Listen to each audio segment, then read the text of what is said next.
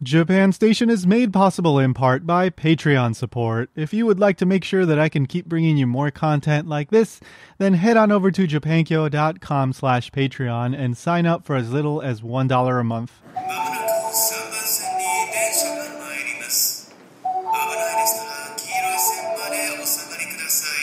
Welcome to Japan Station, a production of japankyo.com. I'm your host, Tony Vega.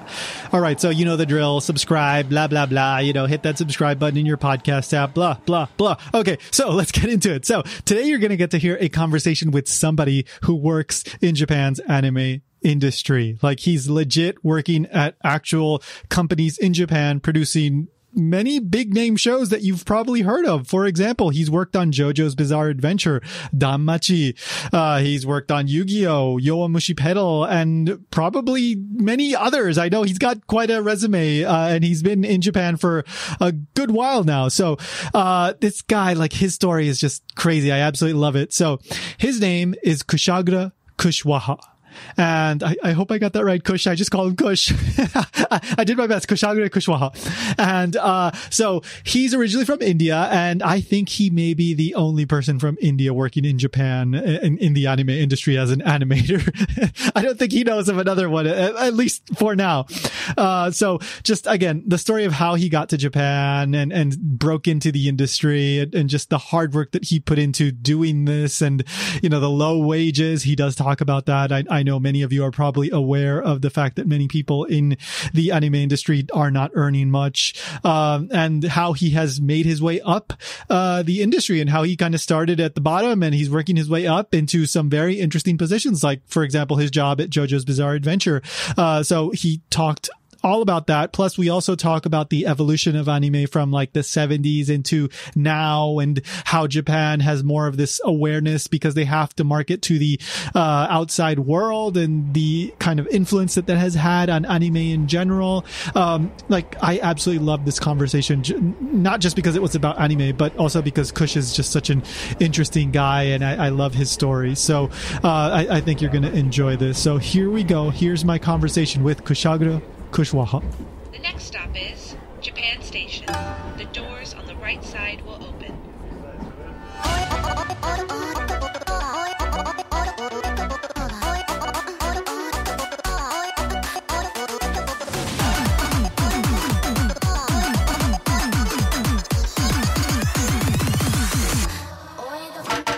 So I'll start with like the super basic question. So how did your interest in Japan get started?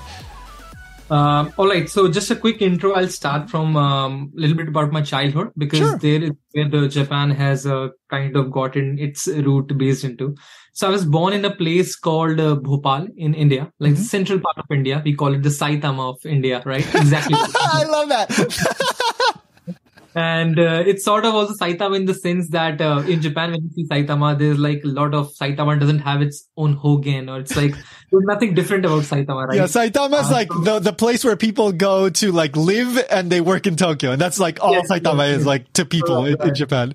And for me, as an outsider, like Saitama is sort of does not have its own identity into something, right? Uh-huh. So my own, central, at the risk of being hated upon this, my own central prefecture called Madhya Pradesh, that means central prefecture of India, does not have like a sense of different language or like it's exactly the heart of India. But so I'm from there, a place called Bhopal. I was born in 92 and being born up in a family, like a middle class family in India. My father is an engineer. We are three brothers, and I'm the youngest one. My two elder brothers, they are, by the virtue of being an Indian, in 90s, we are all like engineers in our family. My father, my two brothers, they live in the United States and both of them and I live here in Japan. Mm-hmm. So yeah, I mean, born, brought up there, used to study along. And, so there's something called IIT in India. That means Indian Institute of Technology, right? Mm-hmm. Back in 90s, every parent or every kid had this name buzzing around in India. So we were taught as kids that if you get into IIT, your life is settled. Like we used to finalize the comfort in a way that if you end up in IIT, you get good job, you get a good car, you get a good girl to marry, those kind of materialistic demands of what society puts up you through it. So my parents definitely wanted their kids to succeed in IITs. My two brothers tried for it, but they could not, unfortunately, make it through. So they went to study their bachelor's in the States. And then when I came of age, my brothers are 4 years and 3 years, 4.5 and 3.5 years elder to me. So when I came of age, I was always into music and arts, right? I was always into, I was drawing since the age of, I think, 3 or 2 years old, and I was always making music. So those two were like highly defining characteristic traits of my life that I have never stopped pursuing art and music. But when I was coming of age, when I was already a teen, buzzing around at the age of 16, my parents told me like, why don't you do this IIT for you? And also because I think even in terms of studies, I've been excelling well in the school. I was one of the studious ones in the class. I used to bunk around my school all the time and never attend any classes, play sports, and I always used to top all of my examinations. So my teachers used to, and I'm sort of that guy who is attributed to a little bit of, I don't know how much, I have been told that I have ADHD. In terms of how I perform and how I function in my life. So my mind is always far off in the places, never concentrating in the class, always being that notorious kid. And even the school teachers were like, you perform very well, like you outperform everyone in these classes, but you're not like a good student. You are like always notorious. You're bunking around, you're flunking around, your behavior isn't nice, and you're too arrogant as a kid. Like you don't give much heed. Though you're respectful towards others, but you should give heed to your studies as well. But but my mind is into music and art, and I can't help it. So, when I entered the 10th standard, I decided to do IIT, because my parents wanted, the engineer IIT kid, right? And it's like the topmost exam in India. Like, I think 22 million students apply for it, and only 5,000 people make it, right? So it's like the most difficult exam in India for the engineers. So, I did not want to pursue my life as an engineer. I decided that. And I was always driven by arts. I thought, and I actually started working with animation at the age of 8. That was the first time I was 7 that I actually made my first animation using Microsoft Paint, that I used to come and sell on PC in the 98 and 99. So when you remember that those PCs were there, my father got a Celeron, compact Celeron computer, and I tried my hands on Macromedia Flash. And, stick animations coming out back in, you might remember for sure. Yeah, I do. Yeah. So those were some of the starting points for me when I started to get into animation and, try my hands with Microsoft Paint. And back at that time, you only had a mouse to kind of draw stick figures, and you used to do everything with the mouse, right? We didn't have tablets and everything. And of course, because even if there were tools out there in India, they were not introduced. And even by the virtue of how we were as a family, we're not super rich. So we used to confine whatever we used to have.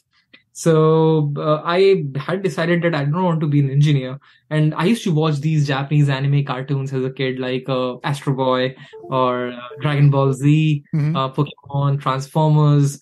And I used to imagine that sometime in my life, I would want to, draw cartoons like these. And even when I used to study in the schools, at the back of my notebooks, all these Japanese cartoons and drawings were scribbled down. And always trying to draw manga eyes or faces and, kind of trying to copy different artists. Another big inspiration in my life was Smurfs and Mickey Mouse. Because, Mickey Mouse is like as a designer, it's very easy to draw character's face, right? So you draw a 3, then you draw a 2 for the eyes, ears, things like that. So, I think drawing these characters was something which is always very fascinating for me, because now that I think of it, when I used to look at these cartoons, I could actually imagine myself trying to, sound my own stories through a new character, or, define a new thing and bring life to my own imagination through these characters and lines. So that was something which was always fascinating. So I did the IIT thing, but then I made a deal with my parents that, okay, I'll do the IIT for you. No problem at all. But then you just let me do whatever the heck I want with my life. And they were like, okay, they would have thought that, this kid would decide to pursue his life in music or arts. So like, yeah, okay, do IIT first, and then we'll talk. So okay. Then I succeeded in my examination and I made it through the college. And then I said, okay, now everything's done aside. I would want to take up animation in my life. And like, what the hell? Like, is there even a scope of animation or, like, because art and music, even around the world, is not considered a blue collar job, right? It's still a struggling market or business as a creator, that you have to first make your own identity, and then you have to try to find a niche of an audience who actually pursue your interests or follow you and are able to, relate to your designs and imaginations. So those things were definitely, I think, and even by them being parents, they were just being considerate of me, how I would actually succeed in my life. So they were hiccups, and they were like, okay, even if you want to go to try to pursue animation, why don't you go to USA? Because the standards of pay of how an animator makes money in the States is far better than anywhere else in the world, right? Mm-hmm. Because of how the big animation giants such as Disney or Pixar or Illumination Studios have been set up there. And, as we look at the current standards, I think $85,000 annually is an average pay of an animator in USA, which is quite good as compared to anywhere else, especially Japan, right? Mm-hmm. And a lot of tools and a lot of new technologies are actually used in USA. So, and because my brothers were still in USA, they were like, why don't you actually try your hands and go to America? And I was like, I am more interested in pursuing my life in Japan because I have grown up watching the Japanese cartoons and anime. And I think Japan as a culture, I think not just anime and cartoon, but the way of how zen it is, of how, the Japanese people are particular about everything, how things happen. There's a sense of civilization and there's a sense of aesthetics in Japan that you hardly find anywhere else in the world. So I think those were some of the Eastern principles, the Eastern philosophies, even back as a kid, were really fascinating for me. And I think calligraphy, the Japanese shodobu,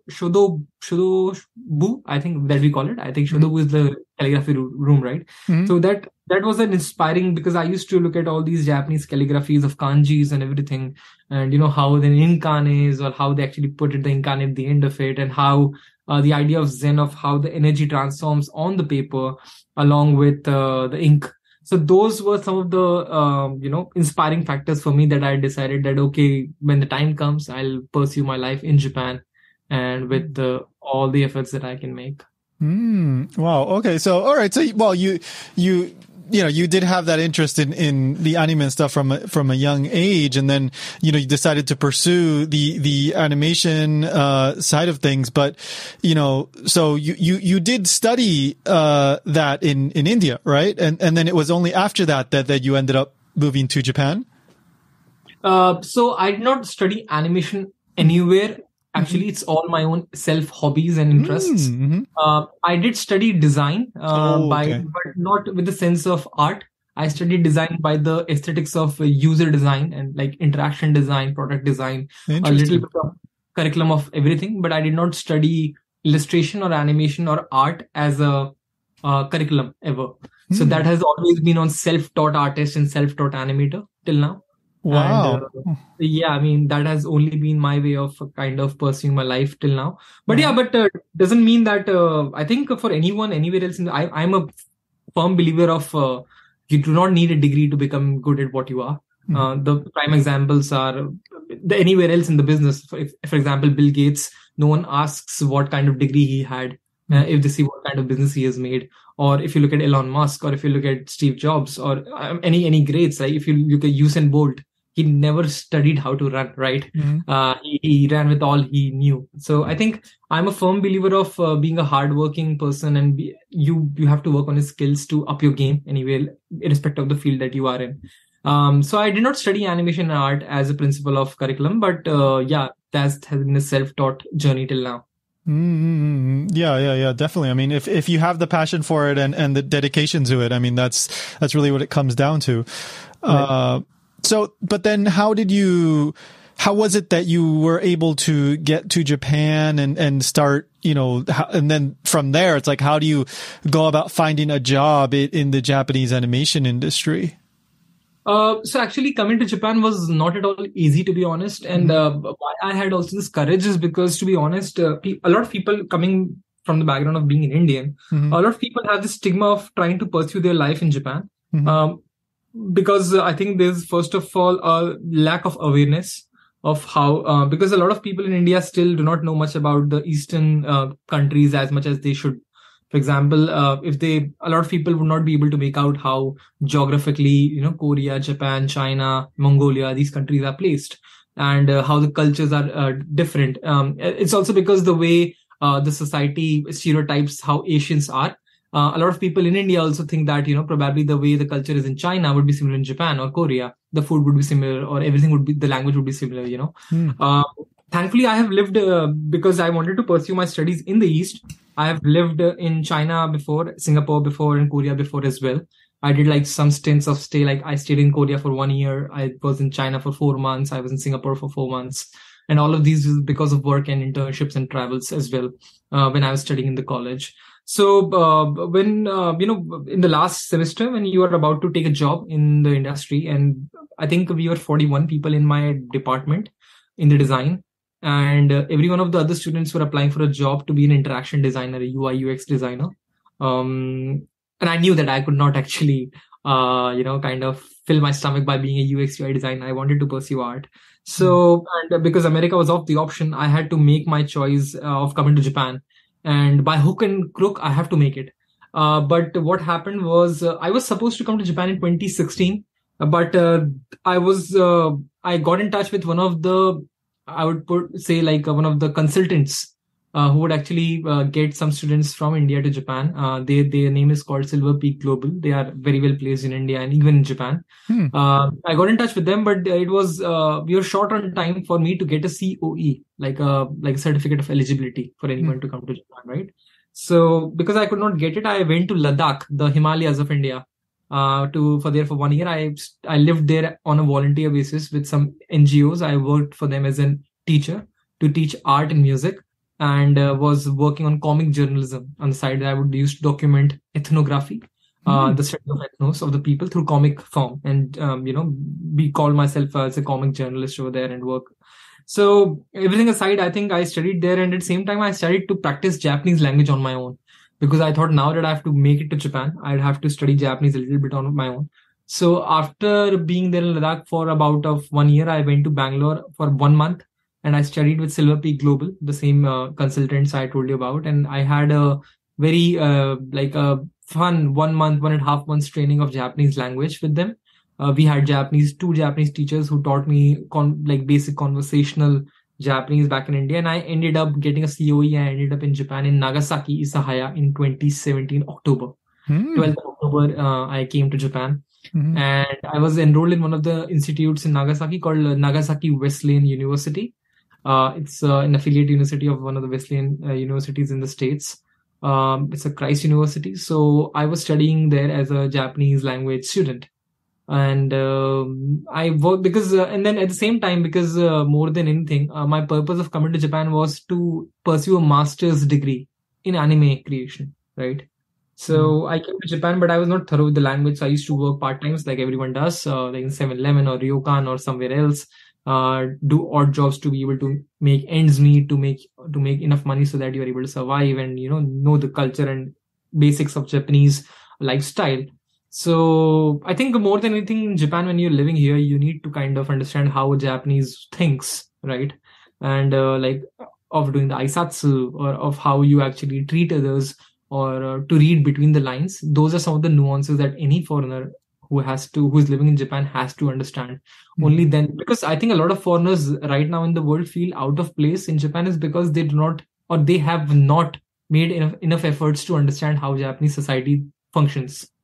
So I think I took enough time there. But what was happening again in my college was I was ahead of my class.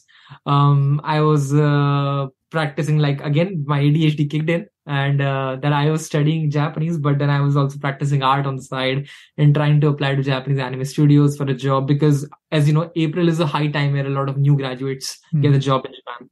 And since I came in October and my course ended in January, I thought that this is the time I have to apply. If this does not end up me being in anime industry, I'll have to wait for another 1 year. That will be the April next year. And I thought that was probably a waste of time. So I already on the side started to practice Japanese language on my own, and I started to practice the anime as well, started applying to schools for masters. So there was this job fair in Kyushu, in Kitakyushu, that I went to, and there was some Japanese anime like Senmon Gakko, which came over, like 3 or 4. And I went to show in the job fair, in the fair, I went to show my portfolio, my sketches and my art and my way of, because I have also done a thesis, minor animated movie in my thesis project in my own before internships. I showed them my work and they were like, you know Japanese, you are considered, even you know how to talk to a Japanese person, and your art is good enough. I don't think, even all 2 schools, and both of them told me that we don't think you really need a master's degree. We think that you should just apply to the anime industry in Japan and just get your work directly. So I was a little bit surprised, like, oh wow, I have never had thought myself like I would be considered like this. So I did not pursue my master's degree, and I started applying jobs in the anime studios in Japan. And I applied to almost 190 animation studios. Right? Wow. I would be joking, 192 to be precise. I applied and I searched all these anime studios throughout Japan. And from the smallest anime studios, from working with 3 or 4 people, to the biggest anime studios working with 400 people, I applied to every single one of them, knocking doors here and there to make sure that, you know, there would be one single anime studio who would be having the proficiency or having the willingness to hire me as a foreigner, as a someone, because I don't think there has been any Indian who has made it to anime industry before me, working in the real hardcore anime industry. So the good thing about these job applications, and I like about Japanese firms, is that even if they reject you, they tell you that they are rejecting you. They do not ghost you, right? True. So I got replied with all these anime studios, and I got rejected from almost 95% of them, right? Some of them were saying that you are not skilled enough. Some of them were saying that you are, your Japanese is not good enough. Or some of them were saying we like your work, but we cannot provide visa because we're not good enough and we do not comply with the visa providing rules of the government right now. So I think, but I did not lose my hope, and I kept applying. This went on from 2018 January to March. For 3 months, I kept applying every day. 3 to 5 studios I used to mail, right? Formalize the mail, like a personalize it, copy paste the template, to be honest, and then change it. I've seen this anime, I've seen this anime, I like this. So to be able to, sugarcoat it up. And then I got a interview call from 3 anime studios actually. And they asked, all of the 3 were based in Tokyo. And all of the 3, I think, asked me to come to Tokyo for an one-on-one interview.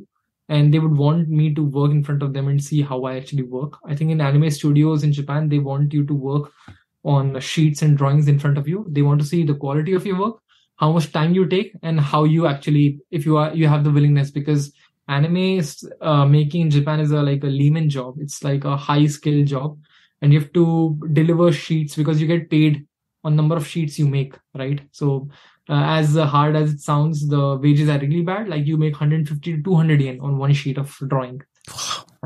And I remember that there were times that I used to make like $10 to $12 one day.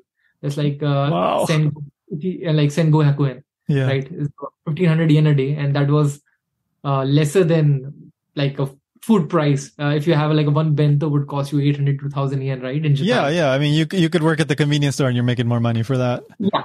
Yeah. So anime is like a really, really bad sort of job.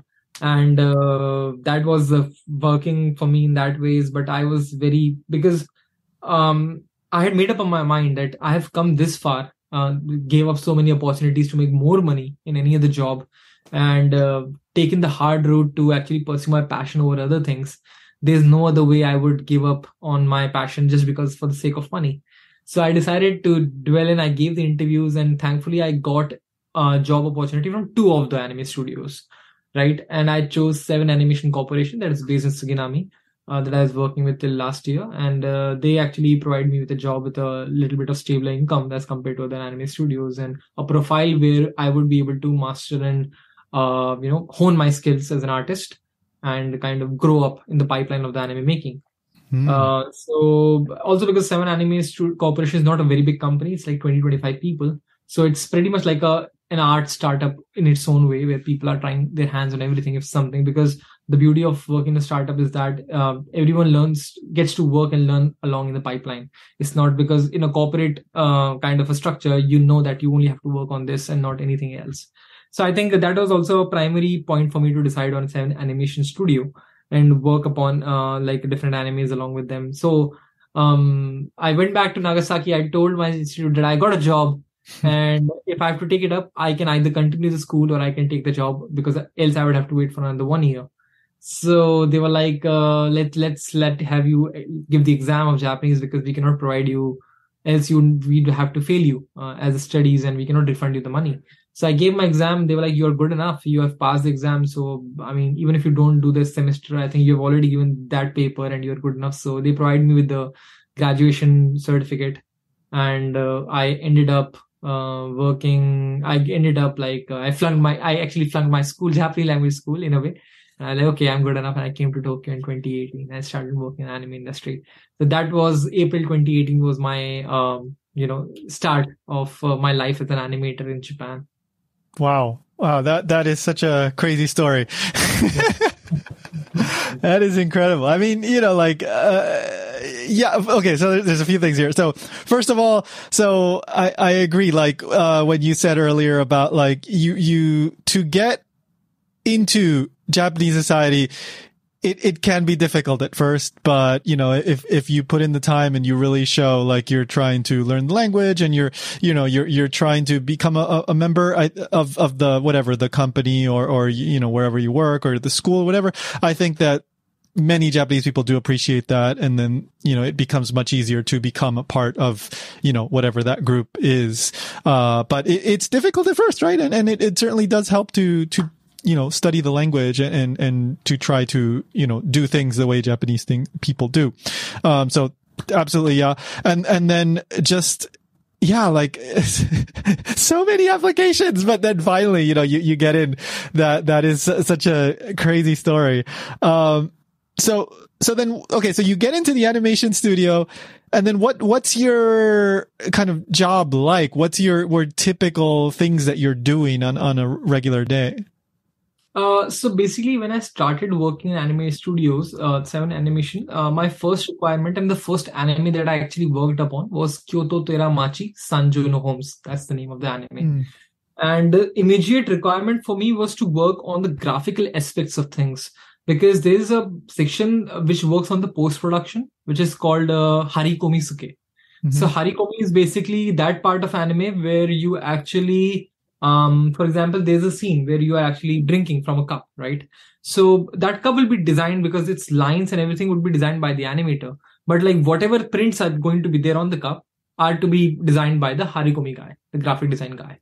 So my first immediate job was, because my lines were also not super unique or not super, I would say, aesthetically anime friendly. So I was, they looked at the lines that I was making, the kind of drawings I was making, and they were still saying that your lines and drawings still look more global rather than for a Japanese audience. Your aesthetics are still a little bit of mix of Disney. For example, I'm saying like, and a little bit of for how a foreigner, your lines anyone can look at your lines and say that you are still a foreigner guy, right? So before I was able to enter, I started working with the graphic design kind of a role on a probation. And I used to draw and design the graphic aspects of animes. For example, if someone is reading a newspaper in one of the scenes, so whatever the content is going to come on the newspaper in visual communication form, I used to design that. For example, there is a scene of a girl going out to her school, and she has a school logo that has to come out. So that logo of the school would be designed by me. And, so the badges of the school and those kind of things, which are a little bit of the graphical aspects of anime. That was my first ever job that I actually pursued for around 2.5 months. That was my first job ever. And they also give you a timeline of all the deliverables beforehand. I think my 3 months timeline of delivery of items and what items I have to deliver for the next 3 months are already presented to me when I joined that. So that was the first ever job that I took up in an anime show. Okay. And then, for example, I know you worked on, I think it was season 5 of JoJo's Bizarre Adventure, Stone Ocean. What did you do in that specific position? So when I was a Gingaman in the JoJo Bizarre Shonoshin, JoJo's Bizarre Adventures, season 5. I was Gengaman. Genga means like a moving picture, right? Mhm. So Genga is the keyframe animation. The main anime Sakuga makers are called the Gengaman. Mm. So I think Gengaman did not happen for me for 3 years, to be honest. I started to working as a Gengaman at the end of 2020, I would say. So 2020 was the time I was working as a Gengaman. So it took me 2 years to graduate from a graphic designer to an animator wow. also. Yeah.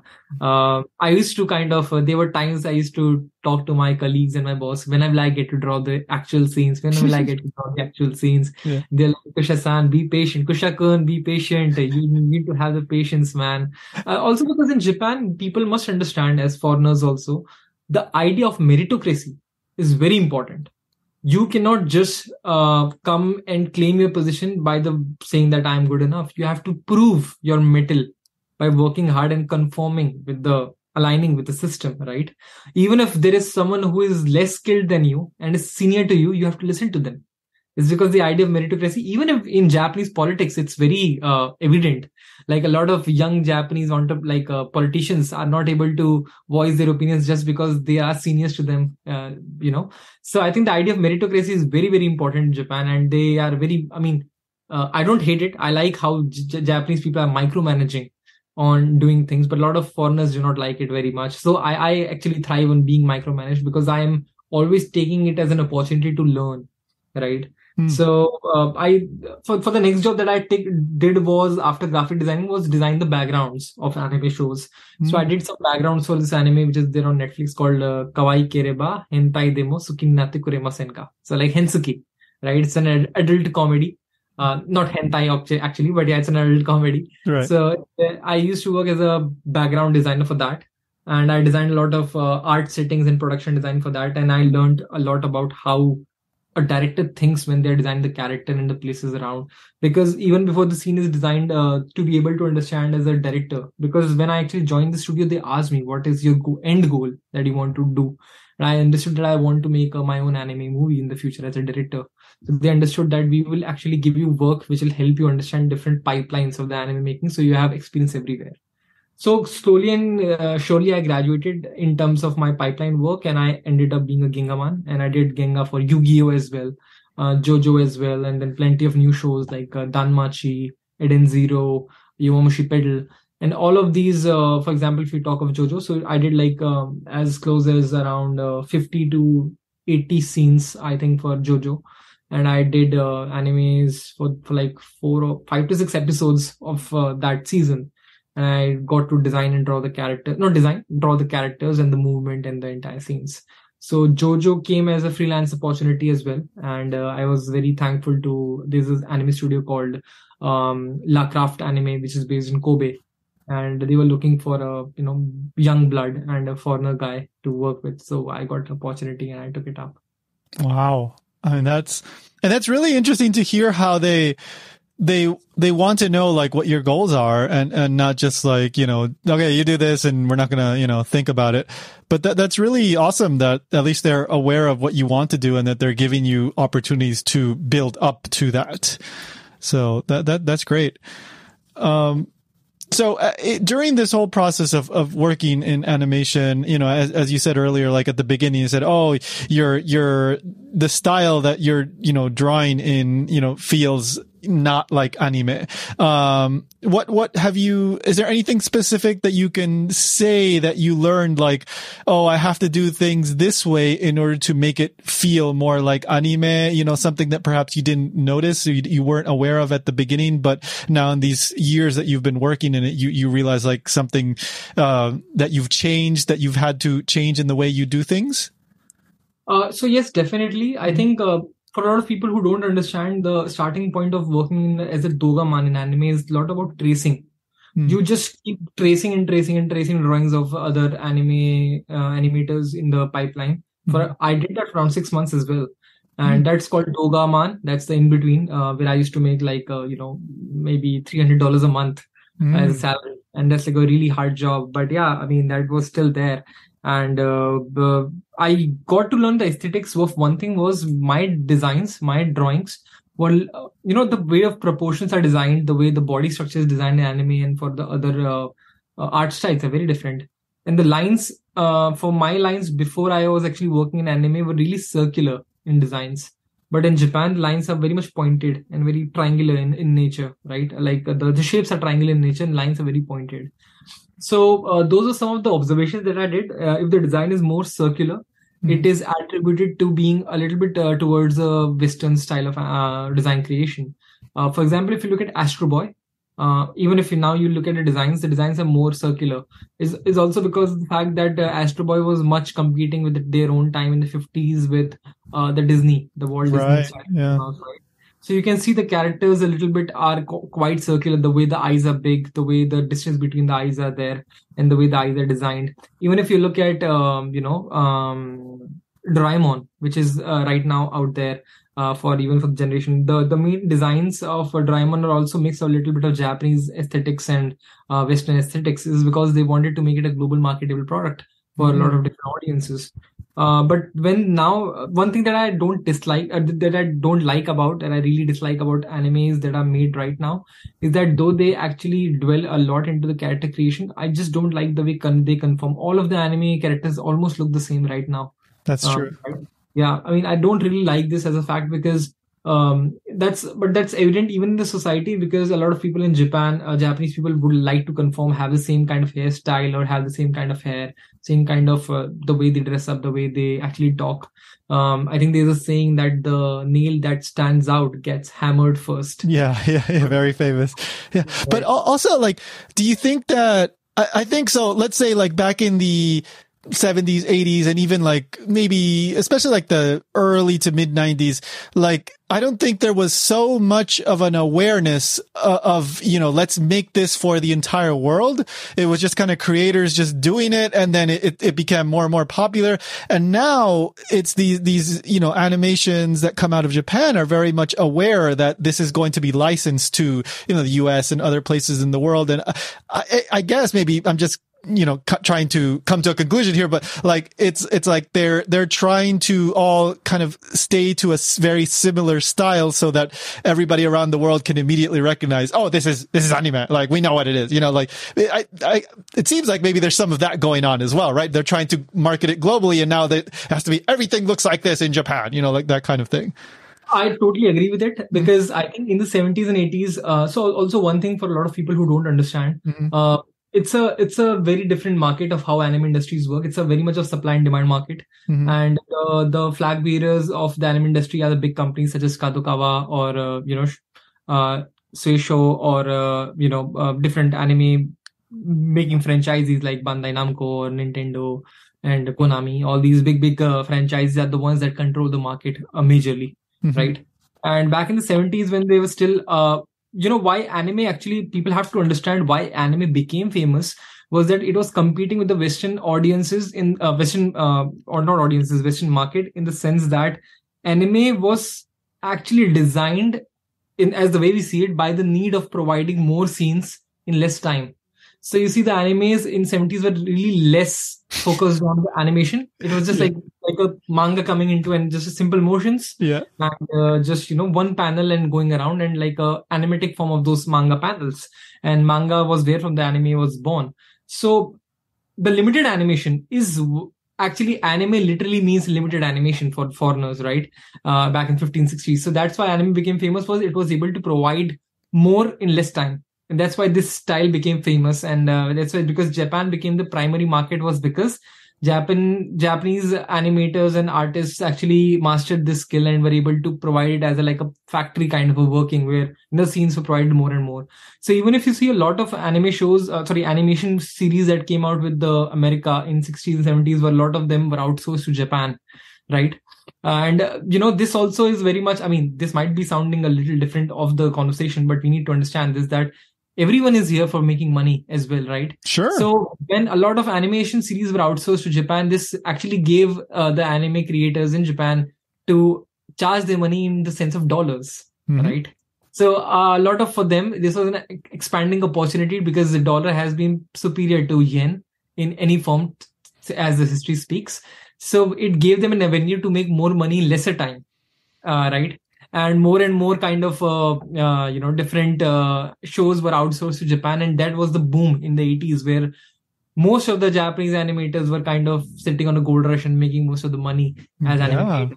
Like But- Thundercats, Transformers, so many of these shows that blew up in the US in the 80s, they were Yes. Japanese animators doing it.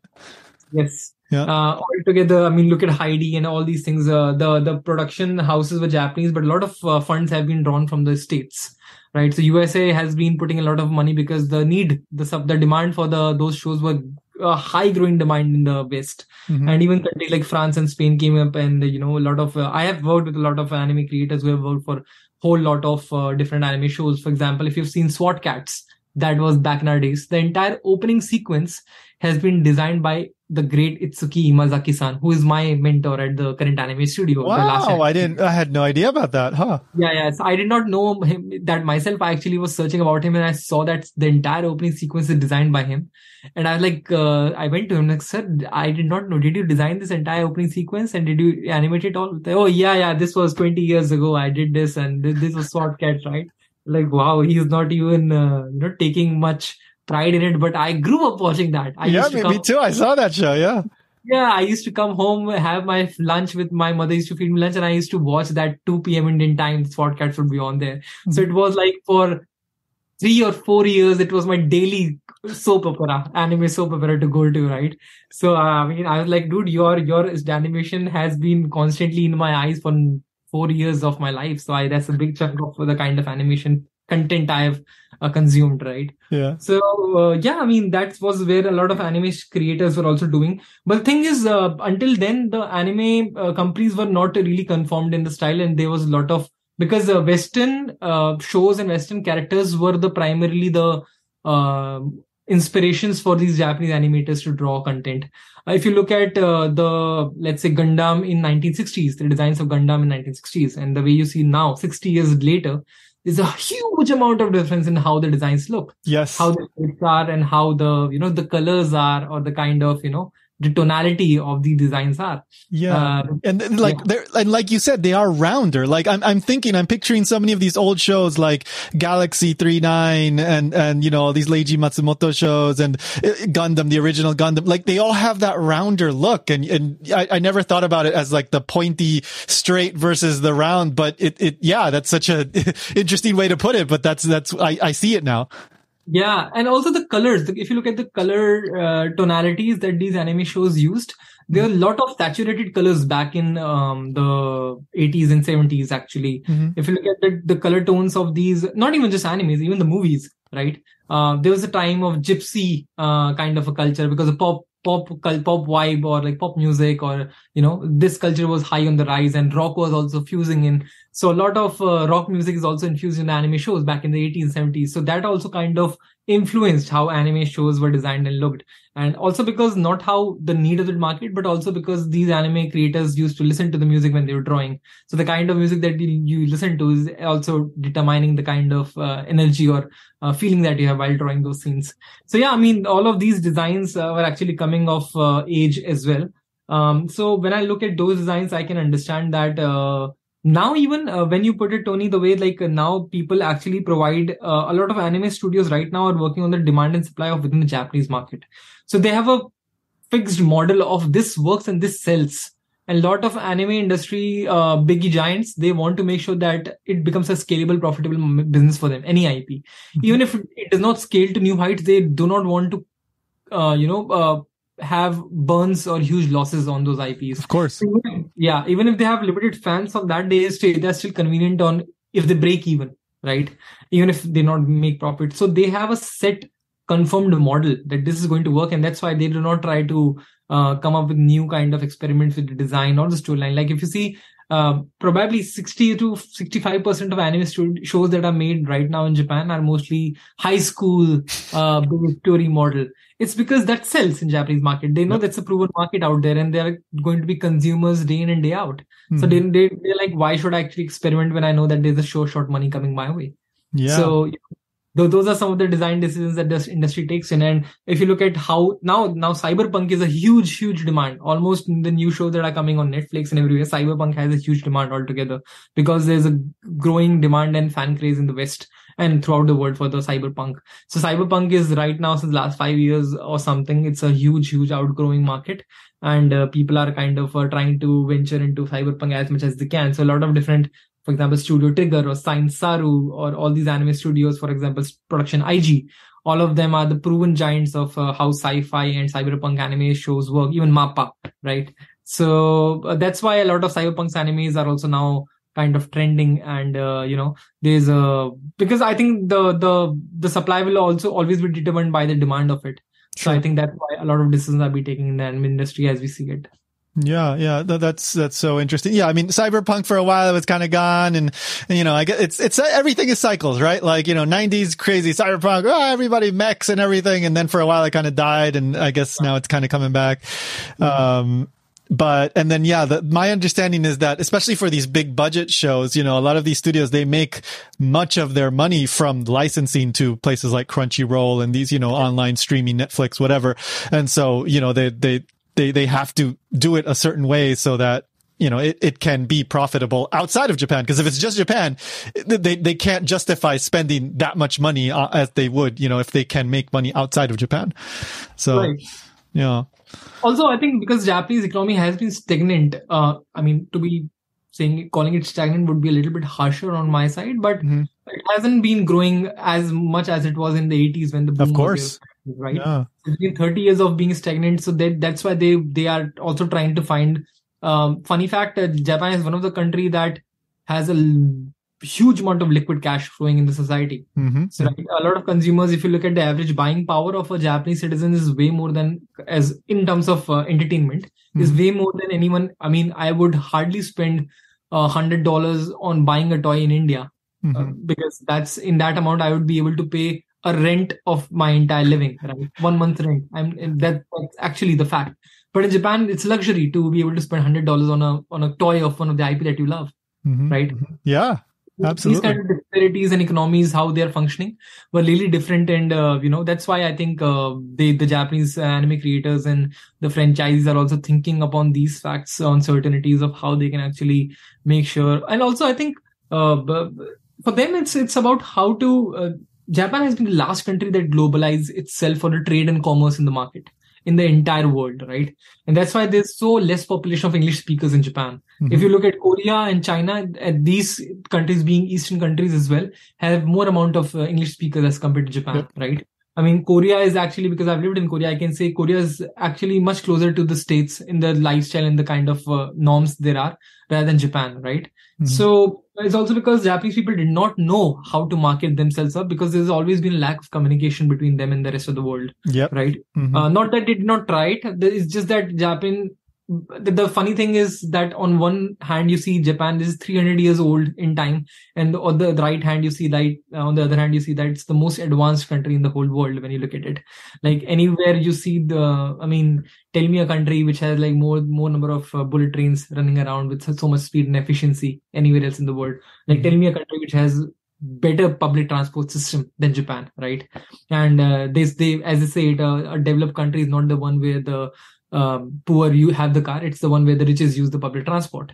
So that Japan has been that epitome of digital revolution for around the world, and that's why a lot of new technologies and a lot of new ideas are always booming and coming of age in Japan rather than the rest of the world. But I think Japan has always also been, because it's such a small country and has a limited amount of population, it has never been able to compete of the capitalistic ideas of the West. For example, in the Disney, there was this funny interview that I read when they were designing the movie, The Big Hero 6. Oh, yeah. So when that movie was coming around, they actually had a meeting with 4 directors. And every director, how that movie was decided was they actually came up with different ideas. Every director was asked to make a pitch, and with the board as well, and the flag bearers of the Disney. And then when they came together, all of them pitched the character, an idea, and the storyline. The decision making was worked upon which character and story would make them the most money. So the entire idea of how capitalism is actually not for good or bad, it's just how the society or the mindset of the Americans work, and that they were very much willing to work upon the idea that makes them a scalable model, which is totally okay with how they actually work. In Japan, a lot of times the idea of what is scalable sometimes does not precede what they want to work upon as creators. So that is something I also like, why a Japanese anime shows is still more original as compared to a lot of different other anime shows that I've worked in West. For example, in Disney, if you look at now that I'll make your mind work again, Tony. Now look at every Disney female character that you have ever imagined. Okay, yeah, it's very easy to picture that, yeah. Be it Cinderella, or be it the girl from Tangled, or be it Jasmine from Aladdin. All of them almost look the same. Yeah, they look very similar, and they have a very similar vibe, I would say. Right? And there's something called like semantic substitution that we have learned in like the design principle. So it's like how you actually place any semantics of society and produce it in the form of visual communications that you are doing, right? So if you look at even I'll probably after this interview or this call, I'll actually send you one hack that a lot of Disney animators apply, and no one has actually seen that, is that a lot of Disney anime shows have the repeated scenes, that the same scene has been done 50 years ago is just copied 100% to the same, right? Because they have the same scene, they just copy it, change the characters, and they just recreate it, reproduce it, because they know that they have made money over it and people consume it, so they'll make it again and again and again and again. And like Glenn Keane, the great Glenn Keane as an anime creator, I love him, animation creator. He's the guy behind Tarzan, Disney, and Aladdin, and all of these different characters, Tangled, the character designs and all. So his designs have actually influenced a lot of different animation shows out there in the West. So that's why I think Disney actually works upon the idea that they know that when they create a character, which is there's good and evil, and like the having things in black and white would actually sell in the market. So they go ahead with it and they make all the decisions based on that. But in Japan, a lot of times you see characters have a background story. For example, if you look at Megatron, people used to think that he's an evil, but then he is a driving force himself, right? In the Transformers storyline. So there's things in the gray in Japanese folklore, in the Japanese narration. So I think that is somewhere where also like this is a part of where the culture or the ancient mythologies and folklore, or the way the society is, the way of looking things from a Japanese lens is different from the way the animation shows are there in the West. And I think that's where a lot of shows are designed upon. Yeah. I mean, like I'm not 20 years old anymore, but I'm still watching anime, and part of the reason for that is that there is so much variety to that. Of course, sometimes I may watch like a really popular thing, but even like a popular thing like Attack on Titan does stuff that you would not see in a Disney movie. And, there's a really like deep story and themes there, and all kinds of, risky things that maybe your average American show would not do. And I think that is part of the reason why so many people find enjoyment in anime, because they're able to tell these stories that can really resonate with people, and they're doing it in a way that doesn't conform to the most Western animation. There's exceptions, but most would not do the kinds of things that you see in a lot of the anime that I think many of us know, like Ghost in the Shell or even Akira. If you go back to those days, more recent times, like I said, Attack on Titan, or even like, I don't know, what's it? Chainsaw Man is a very recent one, of course. They're doing things there that you would not normally see in your average animation in the West. So I don't know, I love that stuff, and I still love it, so I still watch it. Yeah, that's I totally agree as well, because I think in Japan there are so many of genres and different storylines is because of the fact that if you go around in the trains or buses or airplanes in Japan, you see a kid at the age of 4 to an old man at the age of 85, all of them are reading mangas in their phones all the time. And this is the biggest consumer market in the whole world of anything, let alone the entertainment industry. So, and as sad as it sounds, the idea of animation in the rest of the world is pretty much confined to the idea of making animation for kids, mostly making it for the children and making it like cute kind of a character, or if any kind of Disney movie that you see has mostly been a comedy kind of idea. So most of the animation shows, be it anime movies, be it Klaus or be it Big Hero 6 or Mulan, or a lot of them have been drawn upon the idea to make it a little bit of comic-y, a little bit jovial in the essence of it. And that's why they do not kind of drive the dark storylines around it. I mean, you would never see a character having his mom eaten in a Disney movie, right? Yeah, you would not. And then they sing a song. So yeah, I mean, those kind of things are only permitted in Japan because they are consumers of every kind of storyline in Japan and not anywhere else in the world. It's also because the Japanese anime and manga has been born out of this amazing wood block prints in the 1600th century called ukiyo-e, and the 1800th century the wood block prints, and they were the fundamental ideas of how every manga and anime form has been coming off with. So Japanese and a lot of these ukiyo-e's also had a little bit of like R-rated content. Yeah, there's some sexual ones. There's some, yeah, exactly. R-rated. That's a good way to put it. Right? So a lot of these drawings and illustrations back in the centuries were also very much kind of working on those grounds. So I think that's where the culture is the driving idea, and how, they have taken up as the creators. And what any creator is doing is they're just documenting time in whatever they're creating. And so I think that's why these genres and these kind of storylines work in Japan, is because the consumer market is here and not anywhere else in the world. Yeah. Oh my God. So this is so interesting. I could keep asking you, but I want to try to keep this under an hour. And I wanted to ask you just one last thing. So if you have any advice or anything you can, share for anybody that is interested in working in the Japanese anime industry, like could you tell us something? Is there anything you could tell us? One is do not take it easy. It's very difficult to make in the Japanese industry. Learn the language.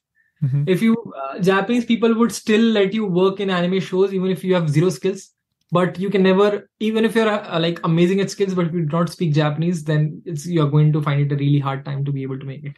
So anyone who wants to kind of work in anime industry, please learn the language. That's a utmost requirement without fail, right? And then, of course, to be able to understand that everyone have their own time, your time will come as well. You have to keep trying and keep working without actually, to fail is okay, but not to try is not okay, right? If you keep trying and keep failing, this principle applies everywhere, but it's very evident in Japan is that if you keep trying and keep failing, that's still understandable. But the day that you stop trying is the day you fail actually, right? Mm-hmm. So I think working on the portfolio, working on the the anime, your art style, and it's not about how good you draw. To be very honest, you have to understand. A lot of people think that to be able to work in anime industry, they have to be good at drawing. I think that's not primarily the way. Of course, good in drawing is definitely a necessity. But see, this is a skill that you'll acquire in time.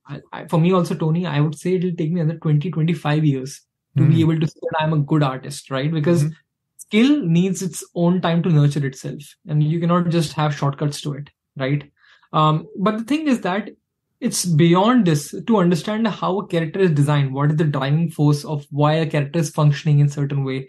For example, a lot of people do not see, when you look at an anime show, I'll also ask you as well, Tony, when you look at an anime show again from this time onwards, just look at the scene and look at the perspective the scene is designed. Is it from the perspective that the camera angle is from below? Because every time you show from a below camera angle is where you want to show the power on the character, that he's the one driving the storyline, right? Or if there's the camera angle is from the top is showing that the one who's speaking is a little bit on the, asking side of things. Or when the camera angle is in a certain way. So the camera angle, the way it's designed, the kind of environment the character is living in tells a lot about what the character is, right? For example, the room they're living in has a lot of clothes spread around. So basically, the storyline would also have this character being a little confused character because the room is cluttered, so probably their mind is also cluttered. So a lot of these, ideologies and a lot of these principles are very important in understanding how the characters and the storylines are made in Japan or like an anime industry. And apart from that, definitely work and study about animation, the animation principles, read different books, or there are plenty of content on anime out there on YouTube or even on books. Look at different interviews, look at how anime studios are drawn, and forget about sleeping. That's the last advice, because in anime industry, you do not sleep. On an average, I would sleep at 4 a.m. or 4:30 a.m. at night. You work like 12 to 14 hours a day without complaining if you're working anime hardcore, because that's the delivery that you have to do, and you have to constantly deliver because that's the only way. Yeah, you definitely hear about, the crazy hours and the low pay. I mean, that's a topic that gets, especially lately, people talk about that quite a bit. But I mean, if you love it and you can find a way to make it work, I know you said at the beginning it was especially, bad, but now I guess it's better. The pay has gotten significantly better, I hope. It may not be crazy, but it's better than the beginning, I assume, right? Yes, also because I think Japan is also adapting towards the new technologies being introduced right now. So, to be honest, Tony, as unfortunate as it sounds, the anime creators are declining on a gradual basis every year. I've heard that, yeah. People want to work on anime, and now that's why anime shows are working more on digital tools. Of 3D animations are coming, that's why. Yeah. Because people are like, oh, we don't want to work on 2D anymore because we don't get the money and we don't have the time, and I want to have a separate life as well. I would want to work. Yeah, so that's why a lot of people are not motivated to work in anime as well. And that's why there's a declining population of anime creators right now in the world. Yeah. Again, the same things was like, I have heard of bad stories, or people even dying in the anime studios by the heart strokes and things like that, which is really unfortunate. I mean, if any job that gives you a heart attack and you call it a passion, it's not worth it then at the end, right? Yeah. So, I mean, having said that, I knew these kind of obstacles and these kind of problems would persist. And not that I'm doing super good. I'm doing okay. I'm happy in where I'm standing, and I think I have a long journey to, to be able to make myself known. I think 10 years down the lane, we'll be speaking again, Tony, and you'll be like, yeah, Kush, you made it. Everyone knows you in Japan, and I'll make sure that everyone knows me. So that is my goal, to be able. My goal in life is that when I create a character and I see a new kid who's 3-year-old and having that character as a toy, I'll be the happiest guy that these kids which are coming of age have holding the creations that I did some time ago. So that is where my own, kind of motivation lies. Yeah, but I think that is kind of the perfect way to kind of end this. But you have a long-term perspective, right? You understand that right now you're putting in the time and the effort, and you've already made an incredible amount of progress, but there's still more you want to learn. There's still more experiences you want to have. And this will all be stuff that you will be able to use later when perhaps you do your own thing. Or like you said, you wanted to do your own film, at some point you can, set off on your own, and then you'll have all these experiences, all these connections, all the knowledge that you've gained over the past whatever amount of years. And because you have that long-term perspective, you're able to put in the effort and the time right now. So that's totally true. And also because, to be honest, why I do this, because there's no other way I know how to live my life, honestly speaking. So I'm just being honest to what I know. If not for this, I'll go insane totally. So this is the way for me to actually, have my sanity intact. Yeah. Oh my God, Kush. I know we could talk another hour. There's so much. This is so interesting. But for another time. But, is there anywhere, like, do you have like a website or something? Or is there anywhere that people can check you out, or like what's up with that? Yeah, I have something called a Behance that I have not updated in the last 3 years. I have some little bit of portfolio of mine over there. So I'll also share the Behance link with you. Okay.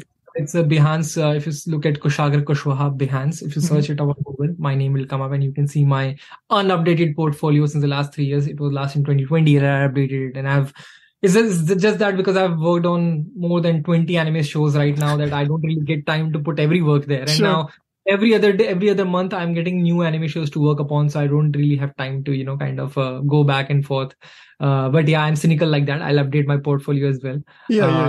I have enough money at hand that I don't have to apply for new jobs. So that's why that has not been updated. But yeah, I mean, people can always follow me up on Twitter. I from time to time, I post my content over there.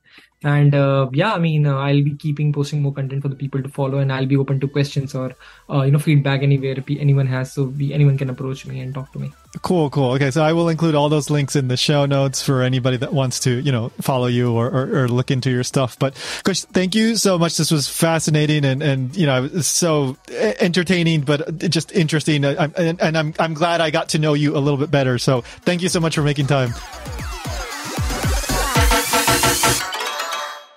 Just do it!